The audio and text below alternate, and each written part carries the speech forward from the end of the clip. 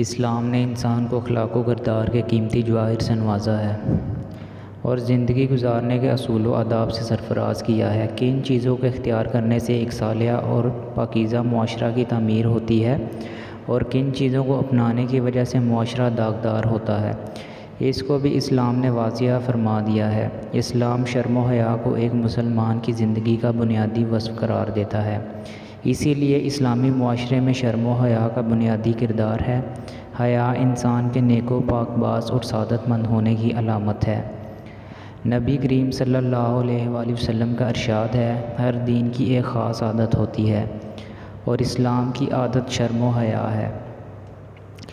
حضرت ابن عمر رضی اللہ تعالیٰ عنہ نے فرمایا، حیا اور ایمان دونوں ایک دوسرے سے ملے ہوئے ہیں، ان میں سے کوئی ایک اٹھ جائے تو دوسرا بھی خود بخود اٹھ جاتا ہے۔ اسی طرح حضرت ابو ہریرہ رضی اللہ تعالیٰ عنہ بیان کرتے ہیں کہ نبی کریم صلی اللہ علیہ وآلہ وسلم نے فرمایا، ایمان کی 70 سے زیادہ شاخیں ہیں اور حیا بھی ایمان کی ایک اہم شاخ ہے۔ اس لیے شرم و حیا کا تقاضا ہے کہ دو بیویوں کو ایک کمرے میں اکٹھا نہ رکھا جائے۔ حضرت حسن رحمۃ اللہ علیہ فرماتے ہیں کہ اگر ایک آدمی دو بیویاں ایک کمرے میں ہوں تو ایک کے سامنے یا اس کے سنتے ہوئے دوسری سے جماع کرنا مکروہ ہے،